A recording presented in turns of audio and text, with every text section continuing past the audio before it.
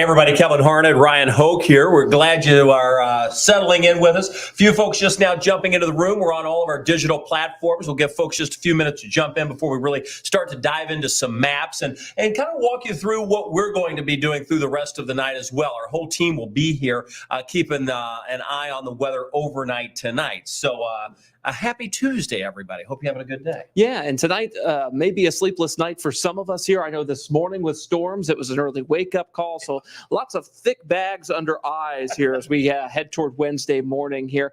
Let's see, we've got Janetta here, Janetta Flood. She's from Brooks, Kentucky, and she's watching with us, as well as over 300 other folks on our social platforms. We're also on Wave Weather Now, which is our 24-hour weather live stream. It's exclusive to us, and we're the only ones here in Louisville with one. And we're going to be taking you through the severe weather setup tonight on all of our platforms. Alan saying low night. You two are the best. We appreciate that. Lots of folks jumping in. See, Shively's accounted for. Sierra's in Madison. Hello to you. We're watching you. Glad you're all watching us. Folks just now continuing to jump into the room. So we're going to give it just a few minutes. If you have a chance and you're on social media, you can share that out so even more people will see it. Most of our viewers come from our online products, meaning we're talking about our apps. So the news and weather apps, all right? So we appreciate that. You can't always see some of the stuff we're putting up from the viewers. That's only done through social media, and that includes Facebook, YouTube, and Twitter. And speaking of YouTube, if you're watching us from the Wave Louisville, Kentucky YouTube channel, be sure to like and subscribe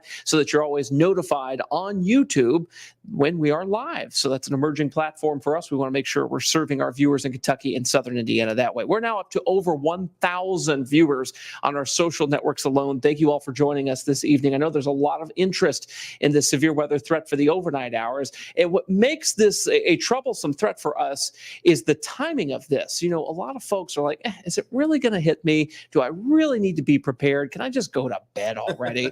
And I know that's so easy to do, but the right thing to do in this case is to be prepared, because this is a time of day when so many folks aren't paying attention to the weather. So we have to get your attention instead. Yeah, folks on the weather app just got the push notification saying, hey, we're on our 24/7 stream. Jump in. We have had the alert day in place for over a week now, and you rarely see that. Normally, we're very conservative on keeping that a little closer to time, knowing that things will change as we get closer to the event. Now, in something like what we saw last week, and as we've moved forward, the wind field was just outrageous with this system. And we said, hey, it's worth raising our hands saying, over here, watch this day. We've got our eyes on it, and so should you. And here we are. We're to that day, and we still have the alert day in place. This simply means, and if you've been watching us for any length of time, you know we flag those days as alert days. And you may or may not be aware. It's sort of subliminal, because we sort of throttle up and down these alert days, but there are red and yellow alert days. The red alert days mean that there are impacts to travel, safety, and property that will be likely,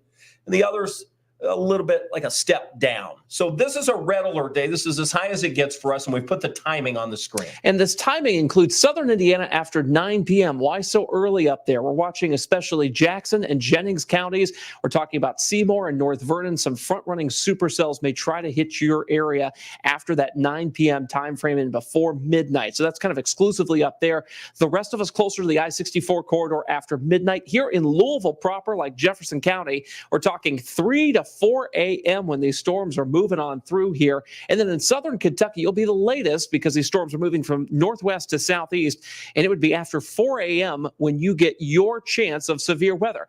However, for folks in Southern Kentucky, your chance of overall severe weather looks to be lower than those folks north of the river in Southern Indiana. And speaking of Indiana, 95.3 Wiki's on with us there from Madison. Always appreciate those guys. Let's talk about our promise to you. We're going to walk through all the weather maps here.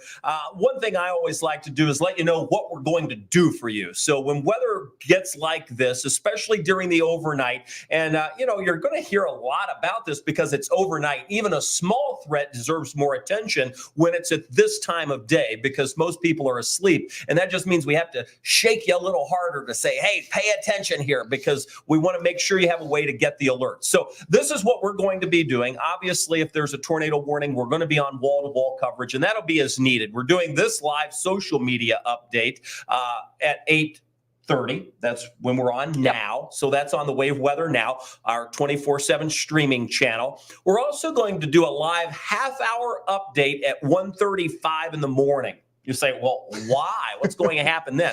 Well, that's when we would typically have our recorded newscast on. So I said, we don't want to show something old. Let us take the half hour. We'll be on regardless if the weather needs us or not. So you're going to have at least fresh information at 1:35 in the morning. So if you're like, I can go to bed at 11, I'll wake up at 1:35, I'll turn the TV on. There'll be Kevin Ryan. We'll see what's happening. All right. Tawana and Brian are coming in at 2 a.m. Carson's coming in a little later in the morning. So all of us are staggered throughout the night. We'll also be on our app. This really is a place that gets updates first. You get the real-time warnings that come out. You just have to make sure your alerts are on. And whenever we go on for wall-to-wall coverage, we will also send you alerts on the Wave Weather app so that you can get us via live stream. Because I know not everybody has a TV in their basement or their hallway bathroom where they may need to be if a tornado warning is issued for your location. So the Wave Weather app connects you with Wave Weather Now, our 24-hour live stream. And some of you may be watching us right now on that very live stream. And we're also looking through, of course, all the comments from our social media live streams as well. We try to cast a wide net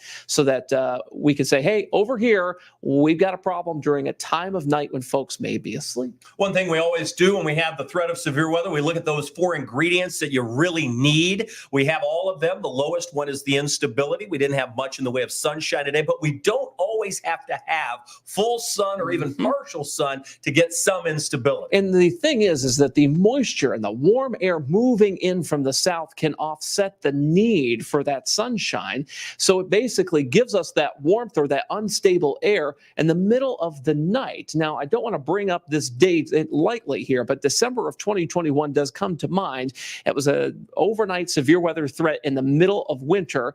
And this is similar in that vein, that we have no sunshine to power this up, just warm air. Yeah, and you know, when you get the warmth in the 60s all night long on what is a late winter's day, that's powerful. That's enough latent heat release that we generate our own heat in the atmosphere. The wind shear is through the roof with this. The lift is high because we have a front that's moving in, and that's our problem. We're going to have to watch storms along the front. All right, we're going to get more into that. So bottom line on that graphic is we have all of the ingredients needed for tornadoes, wind, and hail.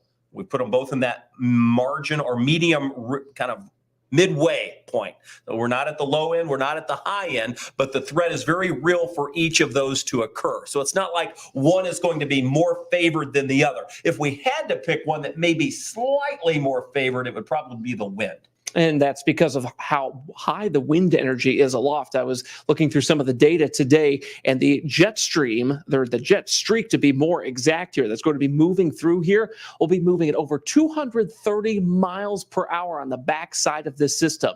So airplanes flying from west to east across the Louisville area tomorrow mid to late morning will be going way faster than they normally do. So those flight times from west to east tomorrow across the eastern U.S. will be greatly reduced, all because of that incredible wind energy, Kevin. And that's what's really powering this thing up. Yeah, and that's the reason for the enhanced risk area. We get into that zone, the right entrance region or the left exit region of these little jet streaks. That's where we see the upward motion really start to explode.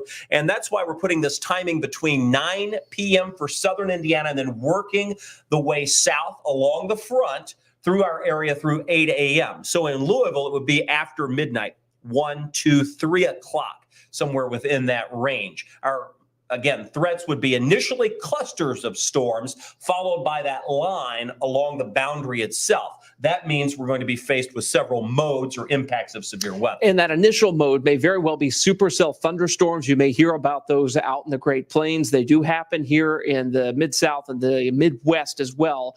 That would initially be the storm mode, and then we would evolve more into a line of storms, what's called a QLCS, a quasi-linear convective system, and that would be along the, or just ahead of the front.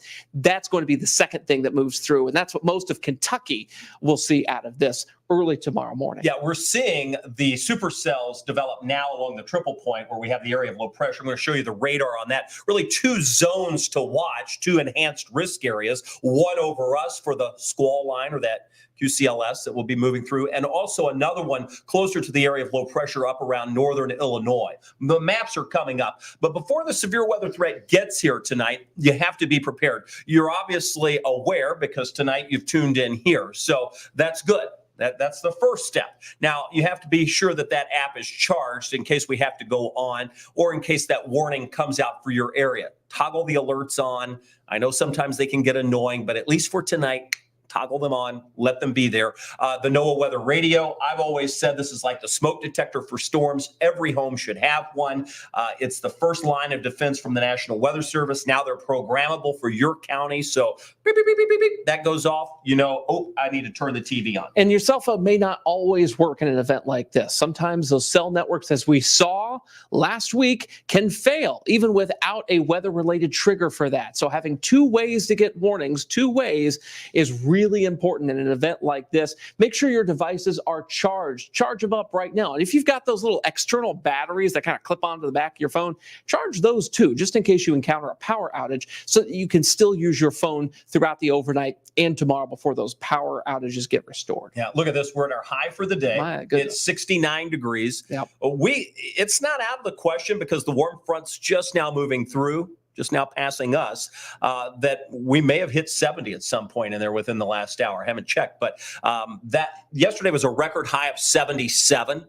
We're at near 70 now, and we'll be by this time tomorrow evening in the low 30s. So we've got a big, powerful push of cold air that's on the way, and that really is the powerful part of this front, that temperature difference along with that wind energy that's bringing the active weather to the region tonight. Yeah, and with that warm front moving through right now, that's the reason we're seeing our highs so late in the day. It's that pumping in of the warm air across our area that's getting us close to 70 degrees right now. And that's just thunderstorm fuel that we'll see in place for the overnight hours. This is the current radar view. You'll notice outside of a few spotty showers with the warm front, not much has happened in our area yet and hasn't expected to be. When we give you the wider view, again, you can see the front. It's solidly lined up back out to the west of us. The triple point where we have those fronts coming together near that area of low pressure, that's up around the Chicago area. And let's zoom in a little closer because as you can see, Chicago under severe thunderstorm warning and tornado warning sit just off to the north of that zone. So we clearly have the potential up there to see not only the high winds, but look at the tornado reports that we've had. Yeah, they've had several up there. And at one point during our 7 o'clock newscast, we did have a tornado with observed tag on it, tornado warning with observed tag there, highlighted in white there on the air. And they were going with a spotter report that said there was a tornado on the ground. And you'll see that they've had multiple tornado reports and funnel cloud reports. And notice kind of on the north side of where those tornado reports are, the hail reports, because in a supercell thunderstorm and the winds that are oriented the way they are tonight, the hail would be to the north and west of that. And you see that there, Big Rock, Illinois there with that tornado report around 6:57 Central. That would be 7:57 Eastern time there, DeKalb County, up there just west of Chicago there. Wow. You know, it's... I mean, you talk about a populated area. Yeah, that's a lot. And that's moving in. So and let me go back to the radar view. You can still see we're dealing with tornado warnings that will go just north of Chicago. Schaumburg, big suburb of Chicago there. Yep. This is heading into quite the populated area. We're getting into like Evanston, Schaumburg areas north of like the main drag there in Chicago. That's toward big. Northwestern, you know. Yeah, up there in Evanston, Illinois. Yeah. So again, those folks are watching closely what's happening. And then again, when we look at the velocity, this gives us an indication of where the greatest rotation is. We're on the Chicago terminal radar, so it cuts out just as it rolls a little into that tornado warning up there. Nonetheless, those folks are dealing with a little bit different of a situation than we are. As we zoom in, you can see some of those higher winds moving past Bloomingdale up toward Wheeling. For us, we look a little further south. We have had a few areas trying to pop across central Illinois, but really our action comes along that cold front back out to the west of us. And that's what we'll be moving in here later on tonight. So the warm front's passing through now. It stays warm. It stays very humid overnight tonight.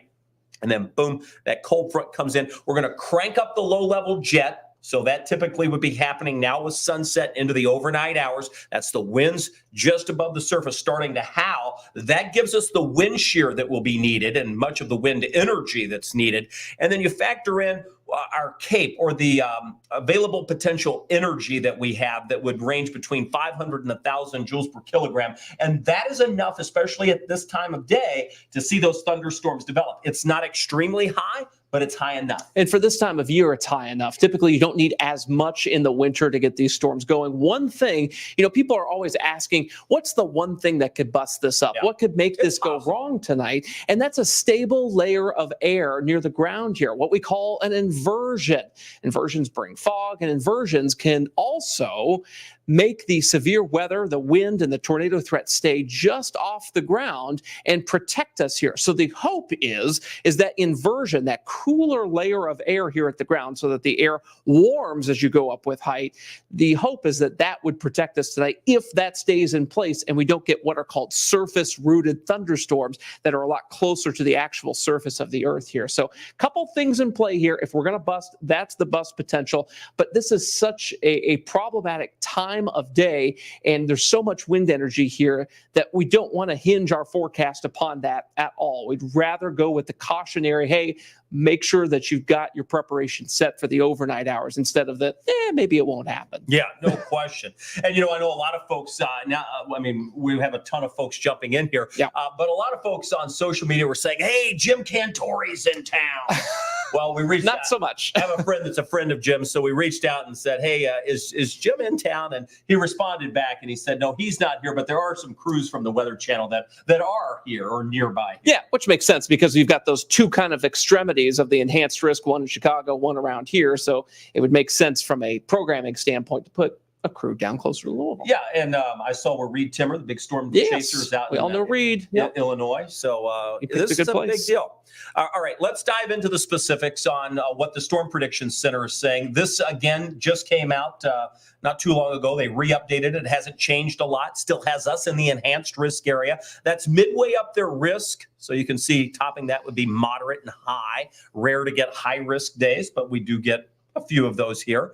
But in that, we can sort of pin down even more specific. So we'll break it down to the tornado potential, the wind potential over 58 miles an hour, and the hail potential over 1 inch. Let's start with the tornado potential. One thing you'll notice on each of these maps, the next three that I'll show, you see those hatched lines. Some people look at that and they say, oh my gosh, that's terrible. Well, it is an elevation up, but it's important to know what these maps mean when you see them. So I'm going to take just a little bit of time to explain what each of these mean.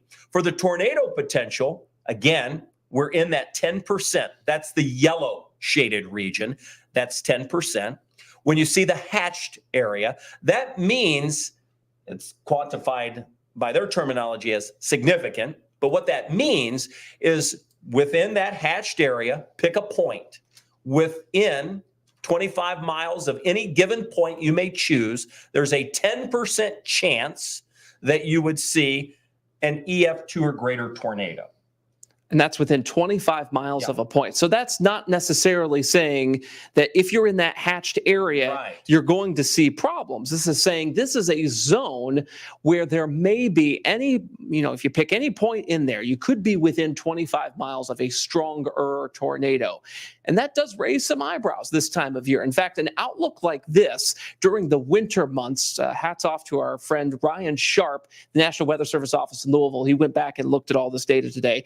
This happens about every 3 to 4 years that we get an outlook like this and enhanced with this kind of 10% hatched area here during the cold season. So while it's not completely impossible, it is somewhat rare, and it only happens about twice a decade around here. So this isn't something that hasn't happened before. It has, but it is something we still need to watch because we've had some pretty bad severe weather outbreaks even in the winter months recently, and that's something that unfortunately we've seen more of within the past 10 years than we have in that previous 10-year period before it here. So the winter is not a non-severe weather season.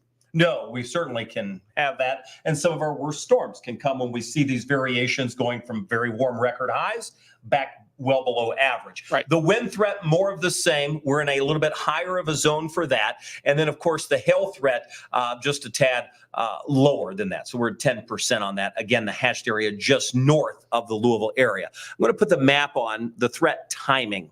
Again, southern Indiana between 9 and 2 a.m. working its way south. We see that between midnight and about 5 a.m. And then we push near the parkways between that 4 a.m. and 8 a.m. time frame. So that's the storm timing as we'll track these in to the area. I'm going to go back to my radar view. And I'm going to put on, because the Storm Prediction Center has just issued another, what we call a meso-scale discussion. And you can see we're included in this. There we go. This just now came out. So they anticipate a watch within the next 2 hours in this zone. All right. A few, and I'm going to read it looks like I got it up here. 95% chance that they're going to issue a tornado watch for our area here. So this is coming pretty quickly here within the next hour or so. Yeah, and this is saying that the severe threat will increase overnight tonight. It's the same thing we've been saying all day. It's just now we're in the stages. First was the alert day, a week in advance. Then came the Storm Prediction Center, day 1, day 2, day 1 outlooks. Now we're into what we would call the mesoscale discussion. Next would be the watch, then the warnings. That's the exact progression we like to see in terms of the warning process. So let's give everybody a decent amount of time. So a 95% chance that the watch gets issued. Severe threat increasing with both Boeing segments and supercells moving our way. And that's the problem tonight, is you've got multiple storm modes. And when we say storm modes, we mean basically storm types. There's 3 different types here we're dealing with. We're dealing with these individual supercell thunderstorms that would be initially a problem. And if there's going to be any sort of strong tornado risk tonight, it would come from those, because those are the guys that can put down the strongest of the tornadoes. Then you get into what we call like the Boeing segment. So these storms start to cluster together. They form some lines and they start to bow out a bit, giving us more of a wind damage threat. And there can be some tornadoes kind of at the edges of those Boeing segments. And then finally, you get these just classic lines of storms, these QLCSs, and those can also have some spin up weaker tornadoes in them. We have seen some stronger ones from time to time in there, but it's these initial supercells that the Storm Prediction Center is concerned about for now, and hence why that watch will be issued shortly. Yeah, so we'll see that. So the next part of the warning process then tomorrow, we've already had the wind advisory in place. That goes until 4 p.m. tomorrow. Some of our strongest winds outside of the major storms tonight will actually come tomorrow morning. We're talking about wind gusts tomorrow ranging between 25 and 35 miles an hour through the morning and into the afternoon. And that's accompanied by a sharp drop in these temperatures. We'll go from the 60s. I mean, we're near 70 now. By 7 a.m., we're still in the 60s, but what a sharp drop we have throughout the day tomorrow. And wind chills may drop into the 20s at times. So you've got a situation where you're going to start out near 60 degrees with storms, and then you'll be 30 some odd degrees colder than that during the afternoon and feeling 40 degrees colder than that. So make sure that the kiddos have rain jackets and winter coats, both of those ready to go for the morning when they're heading out to the bus stop. They're going to need both. All right, we're going to take some of your questions. It's about 5 minutes till 9 tonight. We appreciate the thousands of you gathered in here getting weather information that you need. Again, this was breaking news. The Storm Prediction Center just outlining the area, saying that a watch would be needed within the next 2 hours. So we suspect that before we go on at 11 o'clock, we'll have a watch in place, and then we'll roll through, again, what to expect from us overnight. We're going to be here. And in fact, after the 11 o'clock news on the screen, we're going to put sort of like picture-in-picture, old school style. You're going to see information in the bottom of your screen. We're just going to keep maps up the whole time for you so you know we're watching. And that way, if you're dozing in and out, if we need to be on the air, we will be. If not, it's just to say, oh, I know they're watching it. It's there for your convenience. Darlene says, best way to get an alert. I do not have a radio, only a cell phone. And the NOAA weather radio is like that smoke detector for storms that Kevin talked about. This is a great time to have one. If you do not, the Wave Weather app, make sure your alerts are configured the way you like them in there, is also a great alternative. Just make sure that your phone is not on silent. Look, I'm part of the generation that has their phone on silent a good chunk of the day here. Make sure your phone is not on silent silent tonight before you go to bed. I know that's annoying. I know we're going to have a sleepless night here. We had one last night with storms at 5 o'clock in the morning, but this is about you and your family's safety. So that's the utmost important thing to make sure that you are keeping your family safe and that you are keeping yourself safe as well. Let's see. Lizzie says, the Wave Weather app and National Weather Service app send lots of alerts. Yes, there's many apps on the App Store. We're a little biased here. We like the Wave Weather app because we have some control over the data in there. So those forecasts you see, they are from us. So just know that that is your local weather app there, the Wave. And that's the best part of the app is it's really as detailed as you want it to be. If you're in that daily forecast and you tap on the day, you'll see a paragraph of text. We type that in multiple times a day. So it's not just some generic computer pushed information. Cassidy has a question. I'm in Clark County and I'm in a trailer. Am I safe? Yeah. And we get these questions a lot. And this is a really important question. Well, you have to have the way to get the alert. That's the important part. So you're safe until you have to move, right? You have to know when you have to get out. Hopefully there's warning.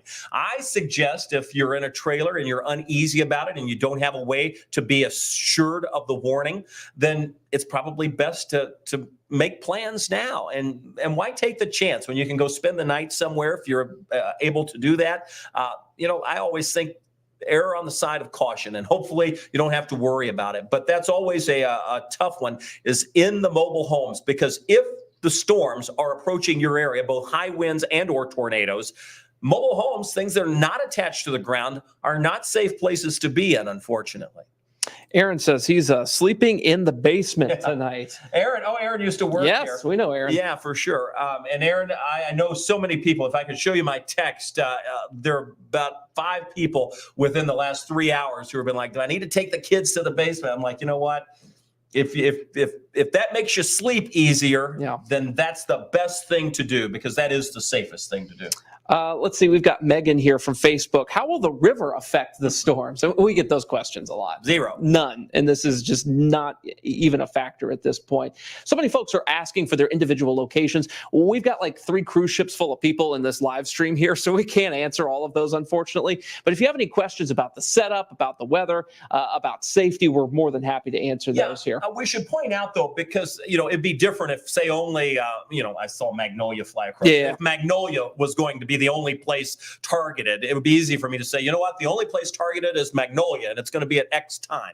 Well, that's not the case. This is going to be linear, meaning these storms are going to fire along that entire front that you see out to the west of us, and it's going to be breezing through here. There are going to be individual cells along that boundary or that front within that line of storms that could have rotation. Those would be the tornado warnings that we see. Others could contain just strong winds. So there will be many areas to watch. Trying to pick that out, it's for the entire area. This front's not just going to go across 3 of our counties. It's going to go across all 30 counties. So we would expect that those to our south and east may have a little bit lesser of a chance just because the timing. Okay. Zach Hamilton's doing a nice thing, offering my basement to neighbors who don't have a basement. And this is really important to, make sure that you're reaching out to your neighbors, make sure that they have a place to go. Let's see. We've got just so many questions like rolling in all at once here. Good grief. And everybody's asking about their location. Now we opened up Pandora's box. What's it going to be like? How much snow am I going to get? The kid's going to have school tomorrow. And we actually did have a question about, will there be school cancellations tomorrow? My goodness. That's changed. We used to be able, because we used to be involved in that process, like the director of transportation. I remember this. Calls it, and you say, we're going to see snow or whatever. But now, with kids having computers that they're taking home, it's like, bing, let's just stay at home. What's a snow day anymore, right? Yeah, it's not the same as it used to be. An anonymous user on YouTube is asking, how are we looking at many power outages? And it depends on how the storm's set up tonight. It's not guaranteed that we would see a bunch, but it is possible. Let's see. Is it safe to drive once a warning hits to get to a shelter? So we're probably still talking about mobile homes and trailers here. Yeah, again, you need to see where that storm is in relation to where you're going. How far away are you going? Which direction are you going? That's what's important. So sometimes we get a decent amount of warning, and in that case, it might be safe to get in the car and get to where you need to go if it's a few minutes away. Sometimes these storms come with little or no warning, and in that instance, it would not be safe to jump in the car and go. So you sort of have to gauge where you are in that warning process. Unfortunately, you need some judgment. Hannah's asking, what's a supercell? A supercell is essentially just a single cell thunderstorm, like a single cell organism from like high school biology. It's a single cell thunderstorm, kind of like a vacuum cleaner, sucks up warm air, puts down rain, cooled air. But those things, because they're self-sustaining and they're not blocked by any other types of storm structures, have the highest chance of putting down tornadoes, and strong ones at that. So we're especially concerned about supercells. I see Cody's comment talking about the two different areas, different rounds of storms for Indiana. Still the case. So there will likely still be two. Let me try to think of how I want to say this. Two different rounds of storms would be a fine way to say it. There are going to be the supercells that pop first, and then the line.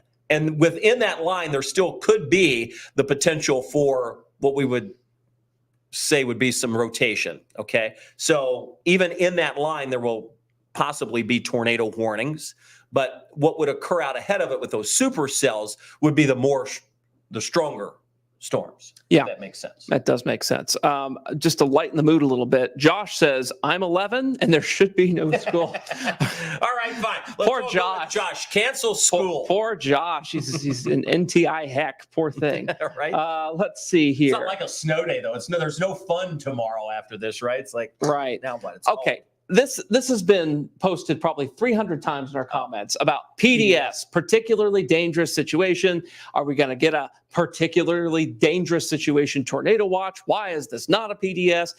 Lots of PDS. Does it matter? It doesn't matter. People get hung up over this all the time. Storm chasers get hung up over this all the time. Does not matter, because one tornado, it only takes one in a populated area to cause a problem with or without a PDS. PDS is more so like a bunch of tornadoes in a bunch of populated area, and there's a whole sort of criteria the Storm Prediction Center has for that. Let's not get hung up on that tonight. It's not worth it. And to answer the question that Mark poses is, why is this one not a PDS? It doesn't fit some of that criteria. We're not looking at a high end, massive tornado outbreak here. This isn't something like that.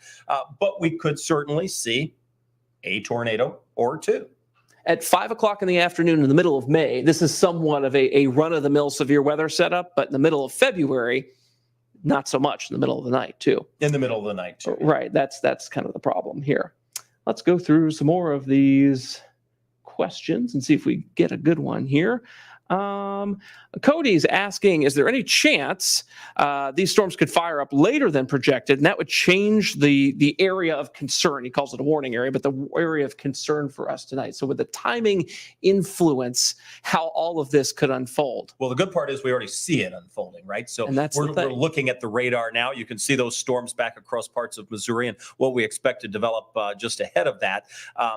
It's already starting. We're already noting the wind energy starting to come in as the low-level jet is now increasing. So our high-resolution data is in agreement. So we initialized well, and now we just await for it to pop on the radar, which it's doing in decent agreement to the modeling. And we'll throw the models behind us now and just start nowcasting at this point. It's all about satellite and nowcasting data here. Jamie makes a great statement, I should say. If your basement is a walkout, go to those inside walls or closet area, because that walkout portion where that door is, you've got a big glass pane and a weak spot in your basement. So yeah, get away from doors and windows in your basement if you've got a walkout basement here. Always stay away from exterior walls. Let's see here. All right. What else we got? We got so many. Let's see.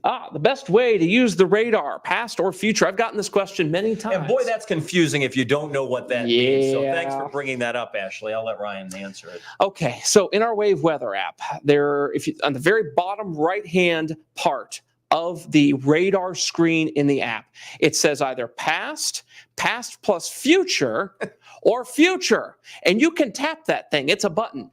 In no circumstance should it say anything other than past. I want you right now to make sure, if you're using the Wave Weather app, go to the radar on it, make sure that thing in the bottom right-hand corner says past. Because if it does not say past, it will try to feed you computer model data that is not accurate. past. Really important. Want to get that out of the way because, Ashley, I'm glad you asked it because so many other folks have asked me tonight too. Well, we had this problem because everybody, when we got the new app installed, it was it automatically adjusted to something different. It was the future. Yes, it was the future. And it was like the radar's off. So it's like, oh no, this is not good. Because it was using 6-hour-old computer data to try to predict the present, which is not good, by the way. So past, remember past if you're using the Wave Weather app here.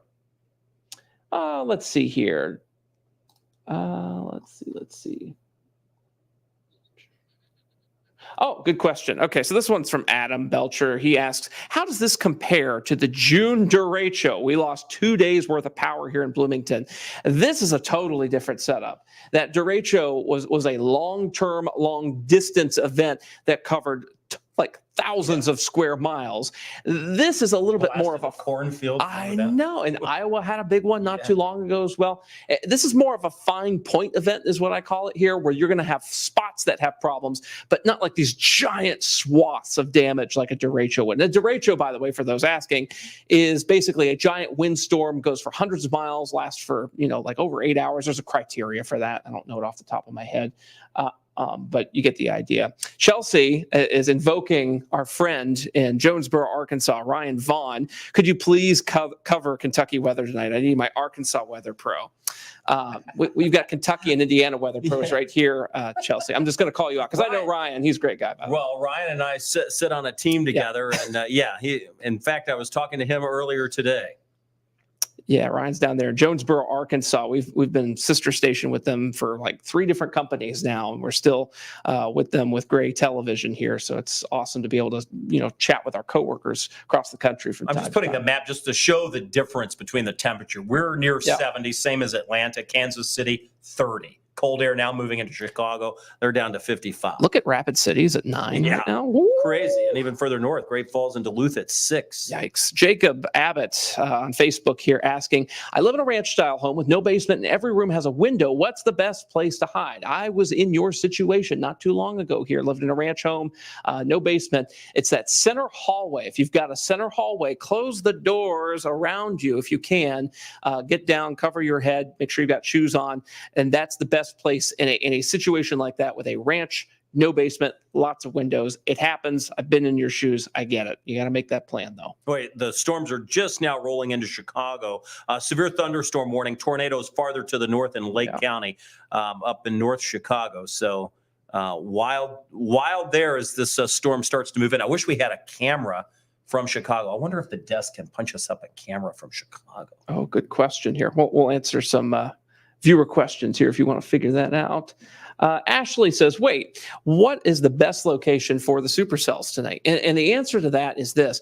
It is southern Indiana, and it's up toward Seymour, North Vernon, Salem, over toward just north of Madison. It's that zone. Basically, once you get north of Scottsburg, Indiana, that's the supercell zone, because once those storms get south of that line, it will be late enough in the overnight that they'll all start to have merged together into clusters and eventually some lines of thunderstorms. So the supercells will be kind of the initial thing north of Scottsburg, Indiana, and then they merge together into still destructive storms, but not quite as high of a strong tornado risk once they get south of Scottsburg. I hope that makes sense, Ashley. You're asking fantastic questions here this evening.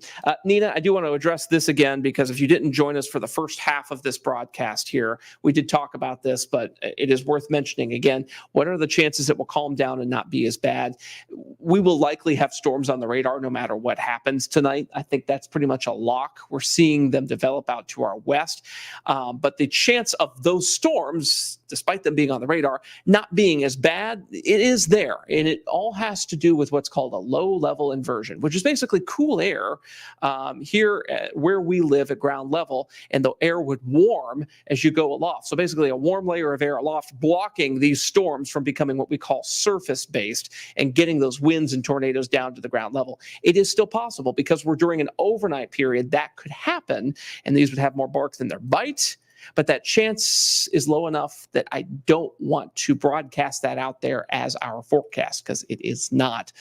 We are still under the gun for pretty sizable severe weather risk around here, Kev. Yeah, no question. I just sent, they're checking on the live feed out of Chicago. We'll show that to you if we can get it. They're getting blasted with storms as they move in. Jacqueline has a really good Nice. point here. Gas station, fire station, hospital, 24-hour restaurant. You know, if you're in a mobile home and you need a place to go, you don't have a neighbor, maybe you're super rural, it makes sense. These are great alternatives here because obviously if it's a tornado warning, they're probably going to be like, hey, okay, yeah, come on in. That's Exactly. a nice thing to do there. But sometimes, those aren't always the safest places. So you got to That's think true. about where you want to go. You don't want to be inside a gymnasium. No. You want to be under a overhang of a gas station, a canopy. Those are very unsafe places to be when we have strong winds. And overpasses. Do not stop on the interstate under overpasses for these storms. The wind accelerates through them, and if a tornado hits it, it can make the winds even faster and more destructive. So you don't ever want to be in there. That's where some of the worst damage can be in a tornado, is underneath an overpass. So we're finally tornado warning free in northern Illinois. And I'll just zoom this out. We have no warnings farther to the south yet either, but that will likely change. Our watch is still expected to come out within the next hour and a half. That would be a tornado watch, 95% chance for that of being issued, as we saw at about 10 till 9. So about 20 minutes ago, Storm Prediction Center pushed out an update. So I see Claudia. Claudia from YouTube. Thanks for viewing us on YouTube, Claudia. She says, we appreciate everything you guys do here in Jeff, but we're originally from East Tennessee. So yeah, if you're new to this area, familiarize yourself with the county that you're in, where you're at in the county, because when we're on TV or live streaming these warnings overnight tonight, you need to know where you're at so that you can place yourself kind of on our maps and know what to do. Well, and the cool part about this is being able to be in this room that we're in, and when we're in the studio, and Ryan and I can do this all by ourselves, so we don't have to have a whole crew of people turning on microphones and setting up cameras and lights and all that. But we're broadcasting on about 5 or 6 different Facebook pages. We're on several different Twitter pages. We're on our YouTube page. We're on our weather app. We're on our news app. We're on wave3.com. So we're pushing this out to so many people that hopefully we're able to sort of touch the masses that are on the digital platforms without having to break into, what is that? What do we have on The Voice? The Voice today. The Voice. We've got a question. I don't even know what's on anymore. Thankfully, we have it right here in front of us. You can't see it, but we can here. Mars on YouTube, that's a nickname here. Are we looking at long track tornadoes? It's possible, especially in Indiana, that there might be 1 or 2. We'll see how that goes. It's always kind of tough to diagnose that until you're kind of in the situation itself, but it is not impossible. And then we've got another question here. I can't even pronounce the nickname on YouTube, but how long do you think before AI, artificial intelligence, is able to look at the radar and detect tornadoes? I think we're getting... It's wild what AI is doing. The forecasts that we make, by the way, are human driven, right? But we are already starting to look at some, not many, just some AI and machine learning tools to do some long-range severe weather forecasting, and that can help. And we're already starting to see positive results. That's why we were able to a little bit more confidently declare the alert day for tonight into early tomorrow a week in advance. It's the Colorado State Machine Learning severe weather forecast that actually kind of helped us with our confidence on that, because it's been doing a pretty good job lately. Looks like we do have some live video here from the Chicagoland area. Well, and this is coming to us. I'm not exactly sure where this one is from, but it's sort of a live drive image in some of the rain. So much like our storm tracker would be out on the roads, a number of stations have these vehicles and they deploy them. So this one, I'm assuming, is somewhere near Chicago, could be out. That's really the only place that's having any substantial rain even at this point. So we'll keep that up just for a second. I just wanted to pop that on. That's another beautiful part about sitting in this room. We can, if we have the sources, punch them up and you're able to see them. So we'll be keeping an eye on what's happening wherever this may be. So more to come on that. We'll I watch think it. we should address the timing, maybe put the timing graphic back up here. We're getting a lot of timing questions, as we Some folks are new. as we get kind of into the latter half of this broadcast here, a lot of us may not have seen the first half where we were talking about the timing here, especially for kids that are going to the bus stop in the morning. You may still have some rain, heavy rain and thunderstorms around at the bus stop, despite the severe weather threat winding down and being pretty much over at that point. But here's your timing right here. Southern Indiana after 9 p.m., I-64 in Louisville after midnight, probably 3-4 a.m. for Louisville, and then Southern Kentucky after 4 a.m. So that is the current thinking on these storms. And let me just reiterate again where we're going to be overnight. This will be one place we are. Eventually, we'll move our operations into the studio at 11 o'clock. We'll be in there for the news, of course. If we have to be on tonight, busting in for wall-to-wall coverage, we will. That comes with any kind of tornado warning or powerful winds that may be moving in that we say, hey, I know a lot of people are up. They want the weather. I'm going to jump on TV. So we'll do it if we feel it's necessary. We're going to be on at 1:35 with a complete half-hour sort of update. That'll be a live special update. And that's on TV. So if you have Wave TV, just keep it on. Obviously, we'll be on for the news coming up at 11 o'clock. And then following the news, you're going to see some information, much like if you were in a hurricane market and you see that they put up that information in the bottom right-hand corner of the TV screen. We're going to pop that on there so you know we're watching it, and we'll be jumping on when necessary.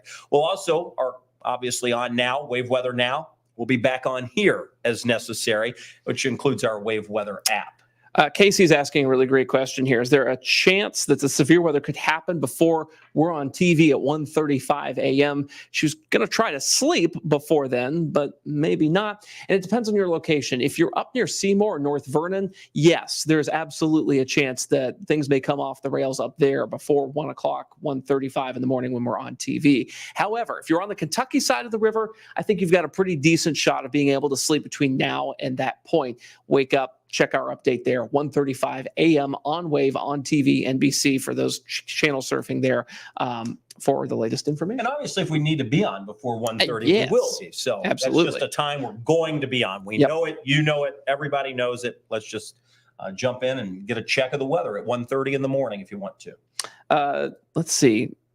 Elise is saying, is Louisville a concern? I know we weren't going to single out the individual counties and towns and things, but, we do have 1.2 million people in this Louisville area here. And yes, Louisville is a concern at this point. This is not hey, this is just a part of our counties. This is just this part of our counties. No, it does include our main population here in Louisville.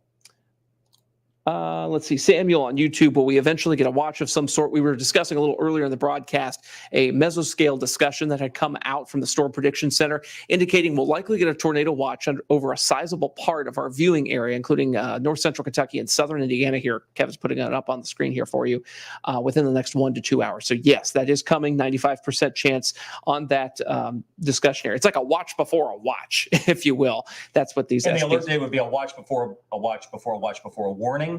This is like the movie Inception now. It's like a watch inside a watch inside a warning. It's oh my gosh. Who knows? All right. What else we got? A lot of people jumping in. I love seeing the locations and the time.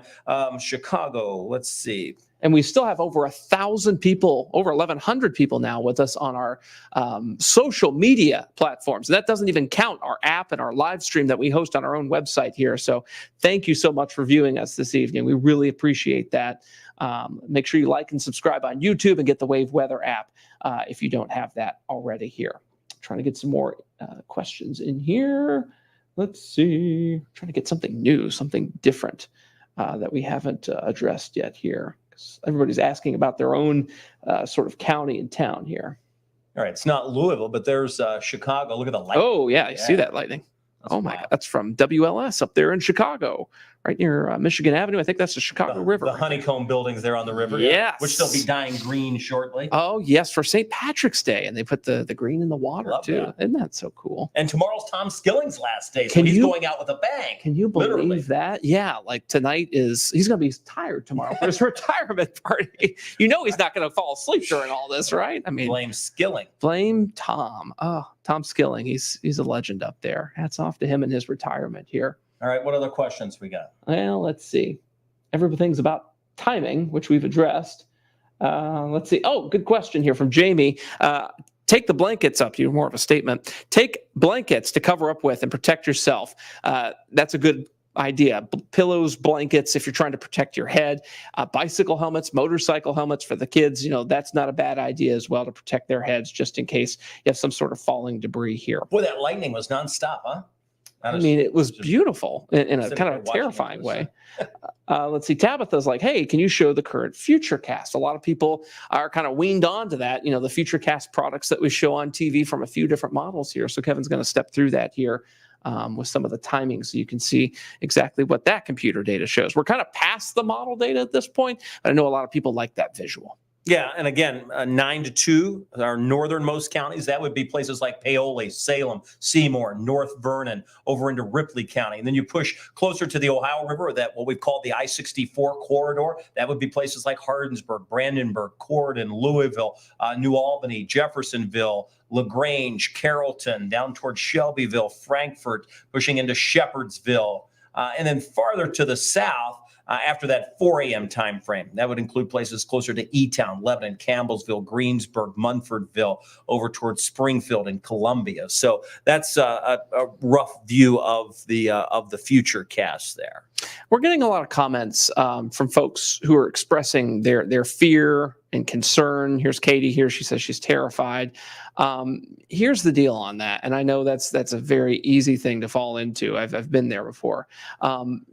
Just kind of put that on us, Make sure that you have the Wave Weather app. Make sure that you're watching us on our live streams on TV. You can kind of put that on us. We'll watch it for you. Just know where you live. And when it's time to get in your safe place, then it's time to be concerned. And that's easier said than done. I remember growing up as a kid, my grandmother, who went to her grave mortified of storms. So many. I can remember, her, she'd get holy water out, it was just a zoo when storms happened. It didn't even have to be severe. It's like the roar of thunder would send her into a panic. So consequently, I became scared of storms as a kid. Yeah. And it's a very tough thing to break out of.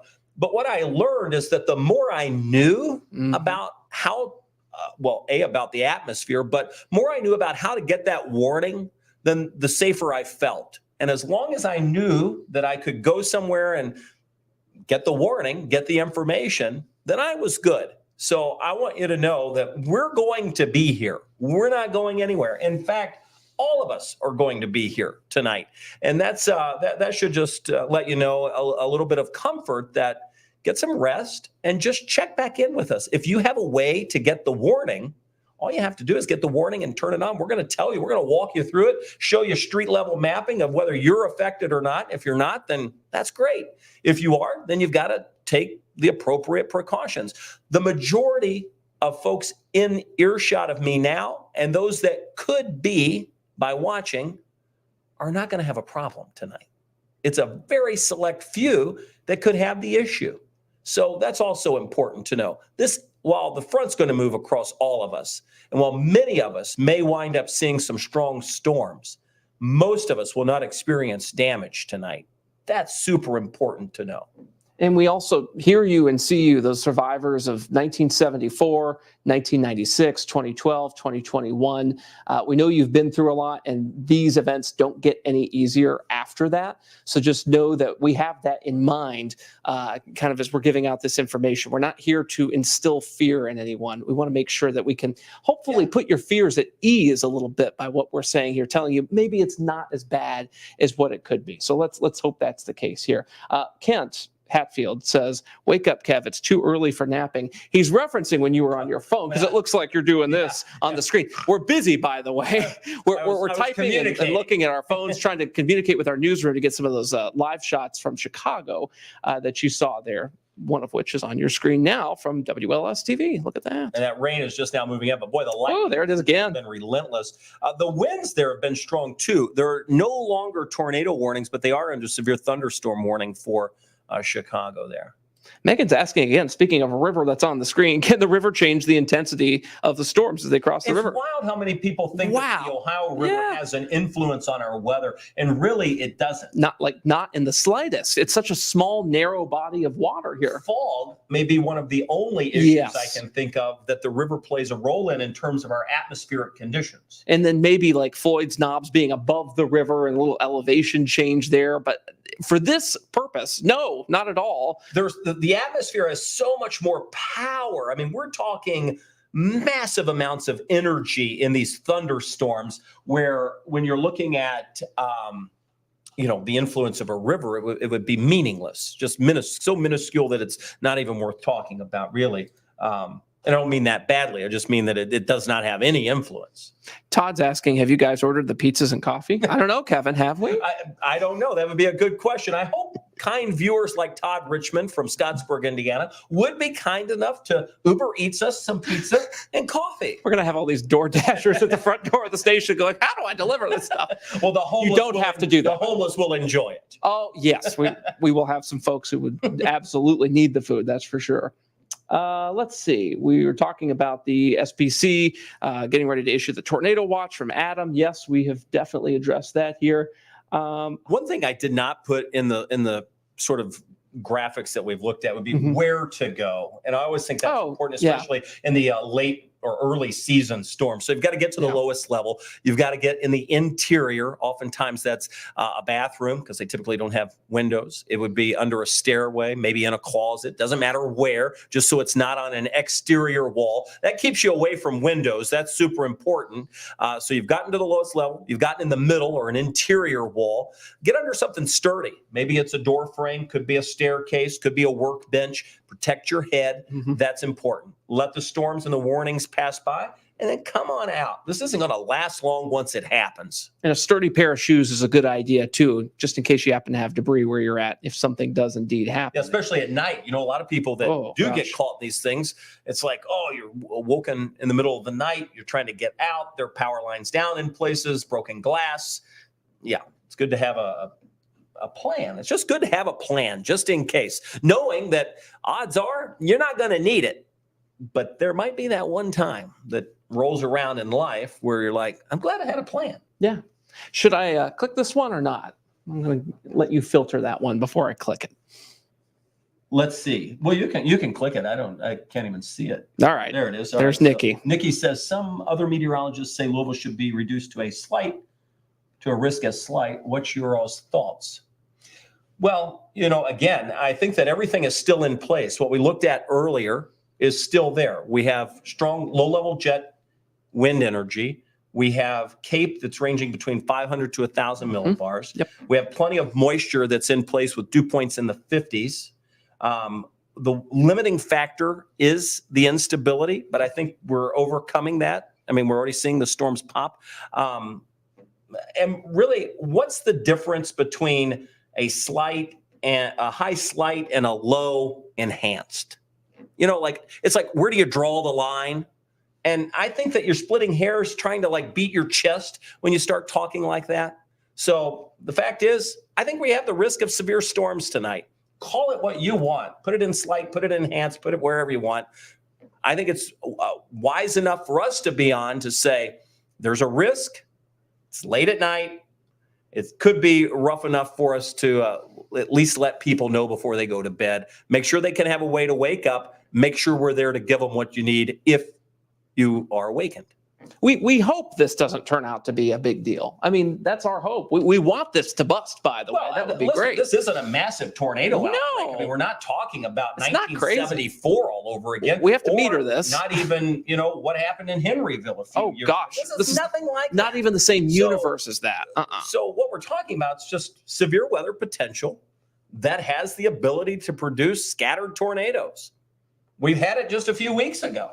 We did. I remember. I was updating some of our maps and things today, and some of that old information was in there while updating it for TV here. Ashley says at Kroger, mom works overnight, and they have a cooler. And it reminds me of the Joplin tornado back in 2011. And a lot of folks were inside those sort of gas station coolers and were able to ride out in there, which I thought was remarkable here. Let's see. Rascal Girl 84. Now there's a handle there for you on YouTube. Says the difference in temperatures you just show means storms for sure. It definitely means active weather. Something's got to give, right? When that kind of cold air is popping in here like that here. Let's see if we have any other questions. Oh, Pam's got one here. Oh, I may have just. Oh, there it goes. Let's see. How fast will the front come through?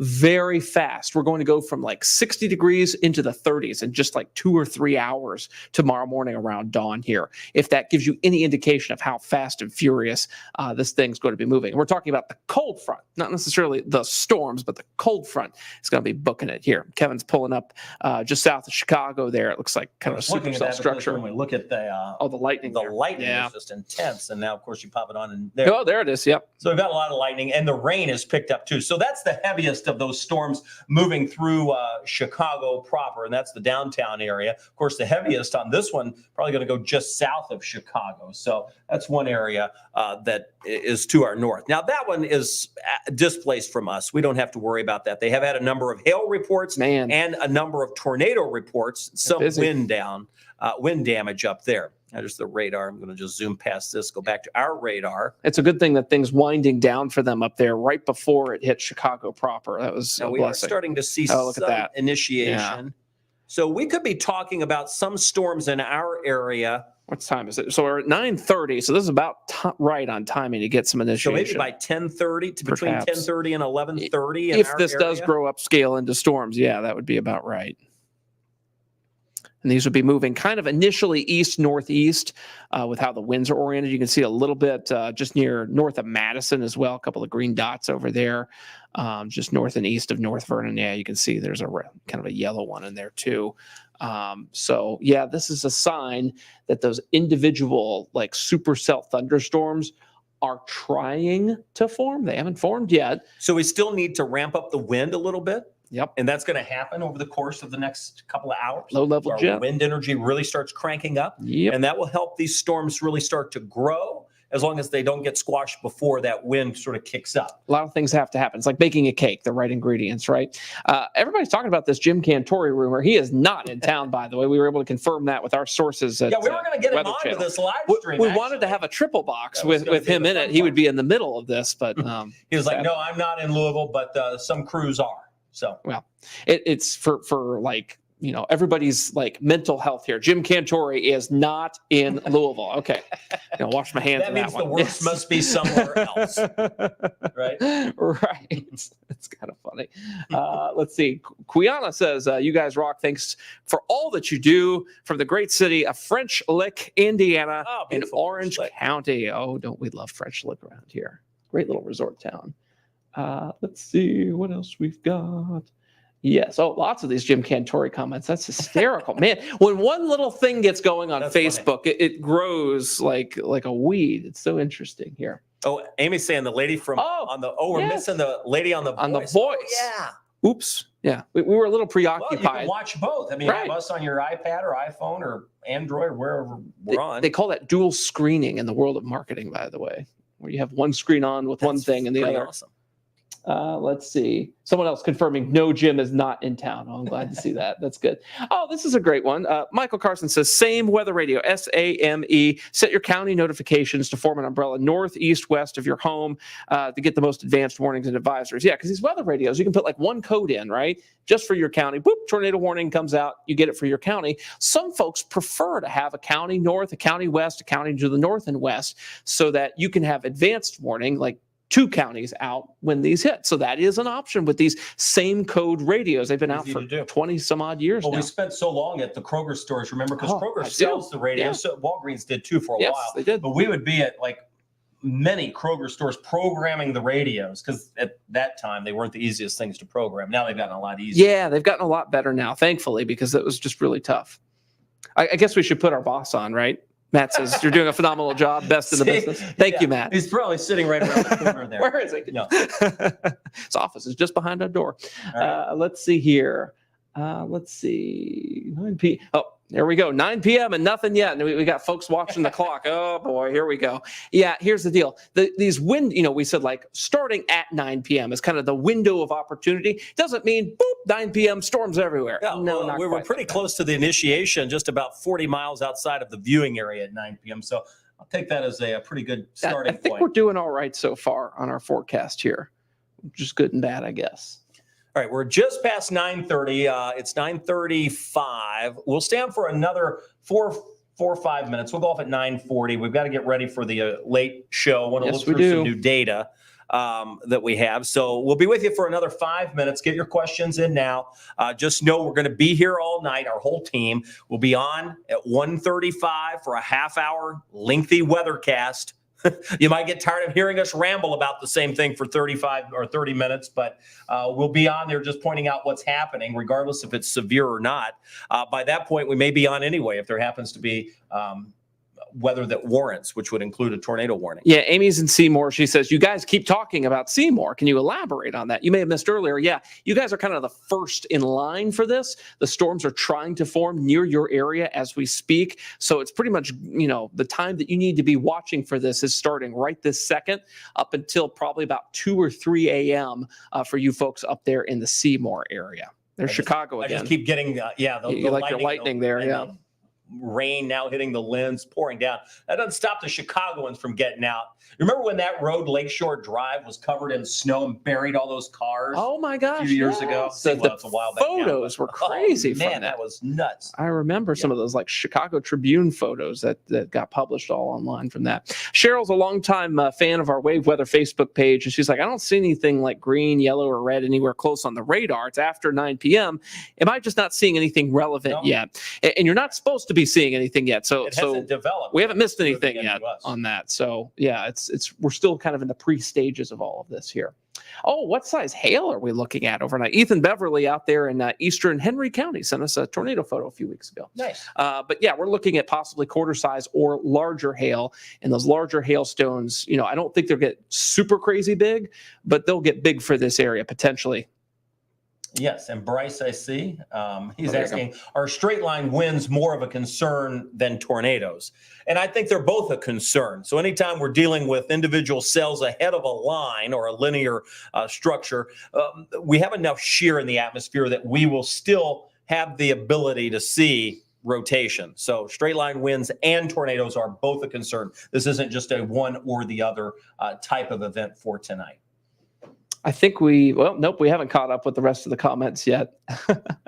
You mentioned a good point about sending in photos. We always appreciate your help, only when it's safe to do. And at night, that's tough. It's why we don't storm chase at night. You can't see enough. You can't see well enough. So we always ask our viewers, if you have photos to share, we love to see them with the greater audience. And you can see them on our app or on our webpage.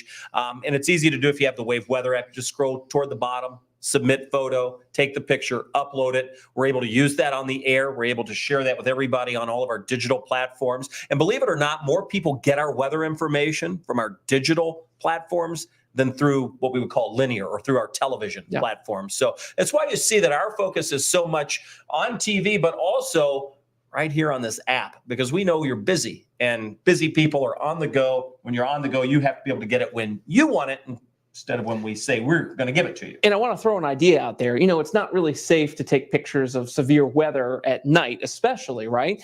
Well, a lot of people have these Ring cameras or outdoor security cameras. You can get that footage on the app that you manage your camera with, and then upload that footage to the Wave Weather app as an idea if you happen to see something crazy happen. We've seen meteors like that. Yes. We've seen explosions. We've seen literal tornadoes in southwest Louisville on security cameras. So if you've got one and you see something crazy, you can upload it to the Wave Weather app, and it's that easy. We can air it on TV, possibly. Let's go through some more of your comments here. We've got about another minute and a half. 1 minute. Oh, my gosh. Not enough time? We're going to get through these, I promise you. Together. because everything's better when we're together. We will get through this We together. will get through this together. Samantha says laundry room connected to a garage or a bathroom that's connected to an outer wall of house. I would try to find the center point of your house if you could, but if it's like this big sort of 2-story deal of a living room, that's not going to cut it. So just make sure you're away from doors and windows, cover your head, and you should be okay. Let's get some more comments here, questions. Wow, lots of phenomenal questions and also lots of repeat questions too.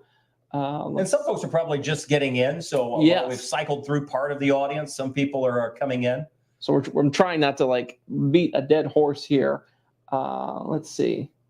Oh, Mallory's asking a good question. So Marley, so she's posting on her mom's Facebook, right. Probably. My name is Marley. I'm 12 years old. I want to be a meteorologist when I grow up. We like to hear that.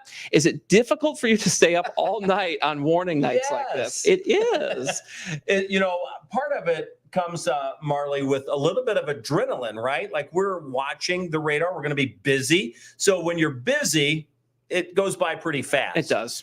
So this is part of the busyness, like being on here. Typically each night, we're not doing this. When we leave here, we're going to go into the weather office, update the weather app, look through new data, create the show for 11 o'clock. After that, we're going to prepare just in case, because I think the underlying theme in all this is you have to have a plan, just like we have a plan. You see it on the screen here. I put our plan out for everybody to see. We want you to know where we're going to be.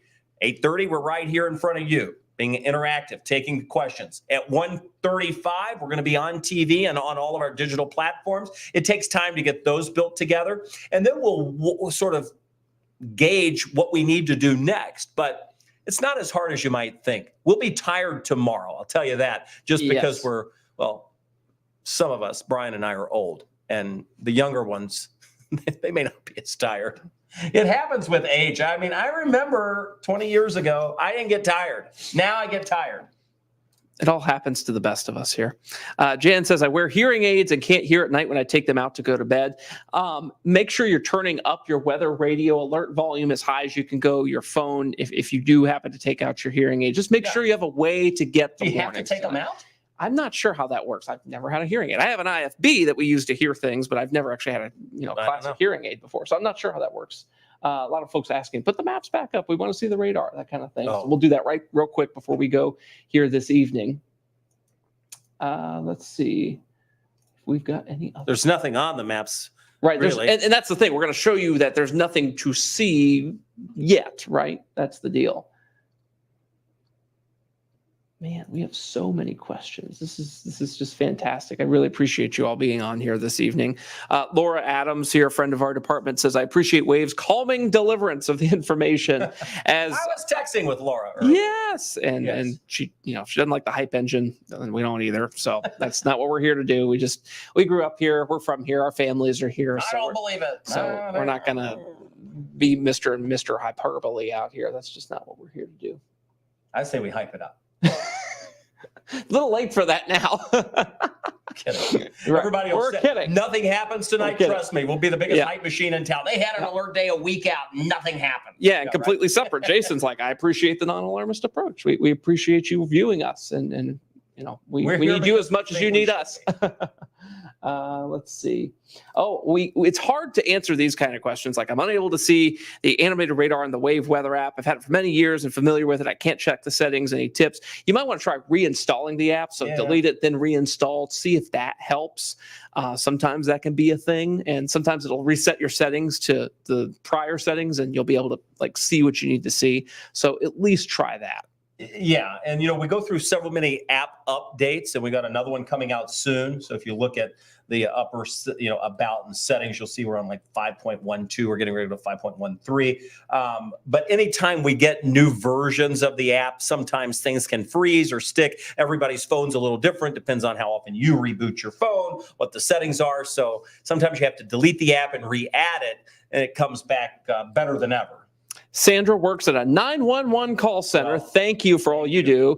Probably going to be a busy night. Yes, we have been on the phone with many 911 operators. So you guys are our lifeblood. Thank you for what you do. You guys are amazing. We all work together on that. It works well because we make phone calls to a lot of the 911 centers, not through their emergency numbers, by the way, but through their private numbers.